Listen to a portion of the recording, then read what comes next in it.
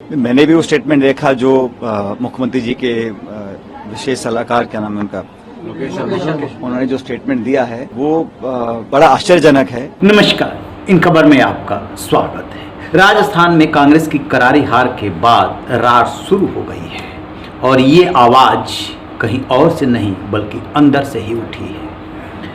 CM Ashok Gehlot के OSD हैं लोकेश शर्मा, उन्होंने एक लंबा चौड़ा पोस्ट लिखा है, बयान दिया है कि इस हार के लिए यदि कोई जिम्मेदार है तो वो है अशोक गहलोत। हाई कमान से उन्होंने फ्री हैंड दिया, अपने मन मुताबिक उन्होंने कैंडिडेट उतारे और चुनाव हार गए। साथ में वो ये भी लिख रहे हैं कि वो बहुत सारे विधानसभा सीटों पर गए और ले आकर के सही फीडबैक अशोक गहलोत को दिया। बहुत सारे मंत्रियों विधायकों के बारे में निगेटिव रिपोर्ट थी, लेकिन उन्होंने एक भी उनकी नहीं सुनी। नतीजा ये हुआ कि पार्टी बुरी तरीके से हारी। आज तक गहलोत ने कभी पार्टी को दोबारा सत्ता में ले आकर के नहीं दिया है, पार्टी से सिर्फ लिया ही लिया है। जैसे ही ये बयान आया, उनके विरोधियों ने लपक लिया। टोंक से विधायक बने पूर्व डिप्टी सीएम, पूर्व प्रदेश अध्यक्ष सचिन पायलट के सामने भी ये सवाल उठाया गया। तो सुनिए उन्होंने क्या दिया जवाब। कि गहलोत साहब नहीं चाहते थे सरकार बने, उन्होंने कमियां क्या को जिम्मेदार ठहराया उन्होंने। मैंने भी वो स्टेटमेंट देखा जो मुख्यमंत्री जी के विशेष सलाहकार, क्या नाम है उनका, उन्होंने जो स्टेटमेंट दिया है वो बड़ा आश्चर्यजनक है। और क्योंकि वो मुख्यमंत्री जी के ओएसडी का है, इसलिए चिंता का विषय भी है। और इस पर मुझे पूरी उम्मीद है कि पार्टी कहीं ना कहीं इस पर ध्यान देगी कि ये क्यों कहा गया, क्या सच है क्या झूठ है। लेकिन ये ऐसा बोला इन्होंने, ये अपने आप में मैं समझता हूँ बड़ा चिंता का विषय है। क्या संगठन है कि एक बार राज बदलेगा, रिवाज नहीं। क्या संगठन के अंदर और टिकटों में नए चेहरों को लाया जाता तो उसका फायदा? ये सारी बातें विश्लेषण की हैं, आपने आप नियंत्रण करेंगे।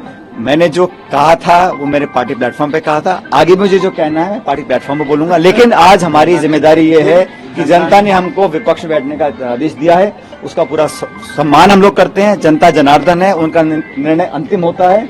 हम लोगों को विपक्ष में बैठने की जिम्मेदारी दी है, हमने पहले भी इसको बखूबी निभाया है, भविष्य में निभाएंगे। जहां तक पार्टी का सवाल आपने पूछ रहे थे कि इसमें टिकट और वितरण और कार्यप्रणाली और नेता, वो सब चर्चा का विषय है, वो पार्टी के प्लेटफॉर्म बैठ के हम लोग करेंगे। क्या रहेंगी? तो नकार दिया है कहीं ना कहीं कांग्रेस की राजस्थान में, क्या वजह मानते हैं? मैंने कहा ना, मुझे जो भी कुछ कहना है इस पूरे चुनाव के बारे में, मैं सही जगह पर सही प्लेटफॉर्म पर पार्टी के अंदर इस बात को रखूंगा, पहले भी रख।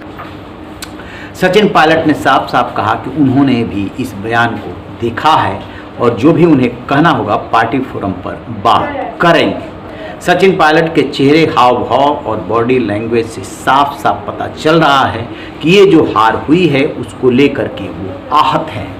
आपको बता दें कि सचिन पायलट और अशोक गहलोत में 36 का आंकड़ा है। कोरोना काल के दौरान 2020 में उन्होंने पार्टी से बगावत की थी क्योंकि उनकी सुनवाई ही नहीं हो रही थी। बाद में राहुल गांधी और प्रियंका गांधी के हस्तक्षेप से वो पार्टी फोल्ड में लौट आए थे, सरकार बच गई थी। लेकिन अशोक गहलोत से जो 36 का आंकड़ा शुरू हुआ, वो 36 का आंकड़ा लास्ट तक बना रहा। जब चुनाव आया तब पार्टी नेतृत्व ने दोनों को दिल्ली बुला करके समझौता कराने की कोशिश की। बाहर से समझौता हो भी गया, लेकिन दिल से दिल की जो दूरियां थी वो नहीं घटी, मिलन नहीं हुआ। और चुनाव के दौरान भी ये साफ साफ दिखा। सचिन पायलट चाहते थे अधिक से अधिक क्षेत्रों में जाना, लेकिन उन्हें हेलीकॉप्टर मुहैया नहीं कराया गया। केंद्रीय नेतृत्व से जब उन्होंने शिकायत की तब जाकर के उन्हें 17 तारीख के बाद मिला था हेलीकॉप्टर। राहुल गांधी भी चुनाव प्रचार में नहीं गए थे, लास्ट में पहुंचे तो इस शर्त पे कि दोनों नेता एक साथ दिखाई देंगे। दरअसल गहलोत को ये बात बहुत अच्छी तरह से पता है कि सचिन पायलट के राहुल गांधी और प्रियंका गांधी से अच्छे ताल्लुकात हैं और वो सचिन पायलट को फूटी आंखों नहीं देखना चाहते। इसी का नतीजा है कि जब समझौता हो भी गया तब भी 36 का आंकड़ा बना रहा। कहा तो यहाँ तक जा रहा है कि यदि सचिन पायलट को ज़्यादा घुमाया गया होता तो वो कम से कम अपने समाज विशेष के लोगों में पैठ बनाते, अपनी ओर अट्रैक्ट करते, तो शायद पार्टी की ये स्थिति नहीं होती। 115 सीटों पे बीजेपी जीती है, 69 सीटों पे कांग्रेस जीती है, बाकी अन्यों के खाते में गई है। और इस तरीके से रिवाज बदलते बदलते अशोक गहलोत चूक गए हैं। सो अब हमले भी शुरू हो गए हैं। चूंकि उनके ओएसडी ने ही ये बयान दिया है, इसलिए अब देखना है कि कांग्रेस नेतृत्व क्या कहता है, अशोक गहलोत के लिए उसकी क्या प्लानिंग है। अशोक गहलोत ने जिस तरीके से 25 सितंबर को पिछले साल बगावत कराई थी विधायकों से, उस पर भी उनके ओएसडी ने निशाना साधा है कि ये सब कुछ सुनियोजित था, सब कुछ प्रायोजित था।